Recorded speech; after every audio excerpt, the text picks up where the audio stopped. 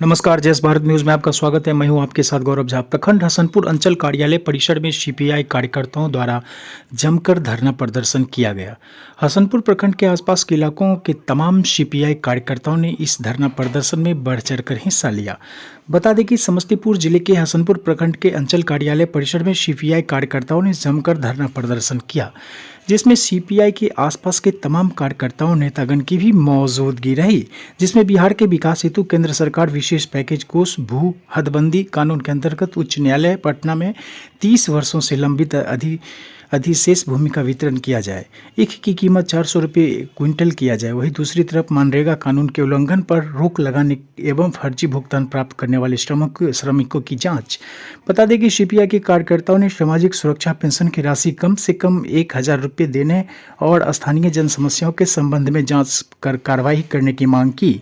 धरना प्रदर्शन के दौरान हसनपुर बाजार पर बुरा असर देखने को मिला। बता दें कि धरना प्रदर्शन के दौरान सड़कों पर आवाजाही भी बंद रही। सीपीआई कार्यकर्ताओं द्वारा शांतिपूर्ण तरीकों से धरना प्रदर्शन किया गया।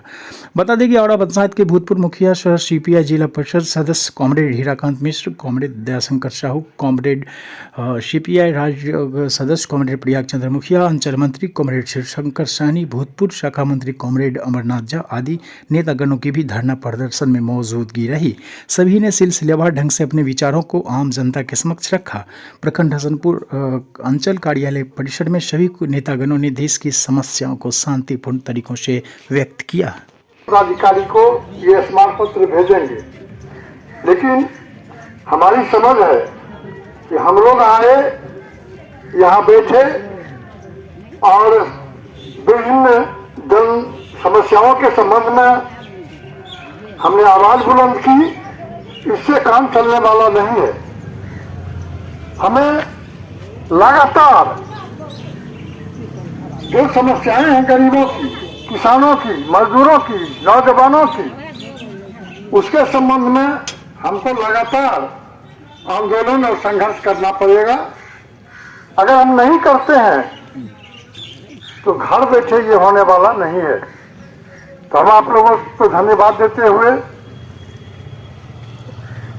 अब चूंकि ठंडा का वक्त है, काफी समय बीत चुका है, इसमें कई गांव के लोग आए हैं और ठंडा के कारण हमारी उपस्थिति भी बहुत कम हुई है। अगले बार इससे भी बड़ा आंदोलन होगा, तो ठंडा जाने दीजिए। और हमारी जो मांगे हैं हम उसको यहाँ जिस आधार पर में हो मनवा करके इसके बाद ही यहाँ से प्रस्थान करेंगे। मैं इन्हीं शब्दों के साथ आप तमाम आप साथियों का अभिनंदन करता हूँ, क्रांतिकारी अभिनंदन करता हूँ। नारा लगा इनकलाब जिंदाबाद जिंदाबाद। साथियों, बहुत ही अनुशासित ढंग से इस धरना को सफल बनाया है। आप यह समझिए कि हम सिर्फ एक गांव, एक टोल, एक मोहल्ले की बात नहीं करते हैं।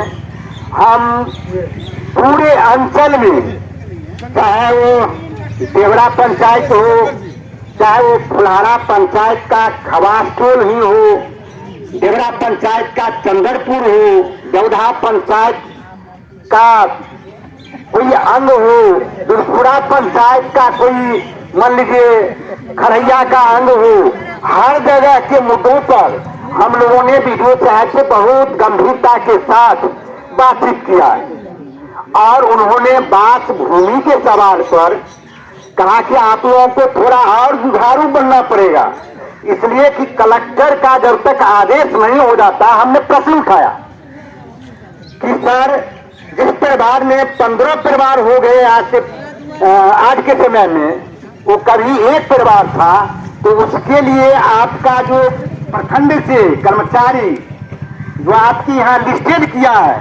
उसमें किसी पंचायत को 4, किसी को 5 बात विहीन व्यक्ति के रूप में रखा है।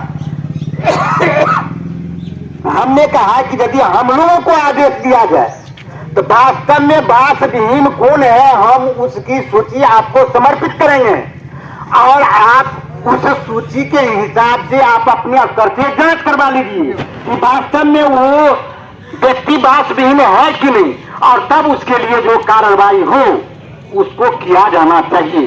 तो कॉमरेड, आज के समय में बांस विहीन का मुद्दा जो है बहुत बड़ी मुद्दा है, ये साधारण मुद्दा नहीं है। उन्होंने कहा कि देखिए बहुत गंभीर मुद्दा है और सरकार जिस मानसिकता की होती है उस हिसाब से वो कार्य करती है। यदि आपके पार्टी की सरकार हो जाए तो जितना वो जमीन है वो सब भूमिहीनों के बीच में बांट देगी, लेकिन ये दूसरे दल का जो सरकार है वो ऐसा नहीं चाहती है, वो किसी तरह से समय काटना चाहती है। ये बात बोलते बोलते उन्होंने बहुत फकरा कर दिया जो आपके बीच हम रख रहे हैं। साथियों, ये जानिए कि एक दिन से ऐसा करने से हम लोगों को नहीं हो जाएगा।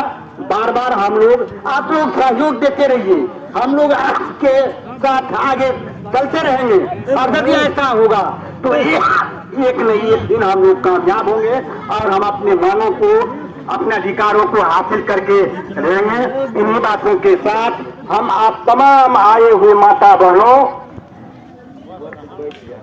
बूढ़े, नौजवानों, छात्र नौजवानों, सबको हम हार्दिक अभिनंदन करते हुए अब इस धरना कार्यक्रम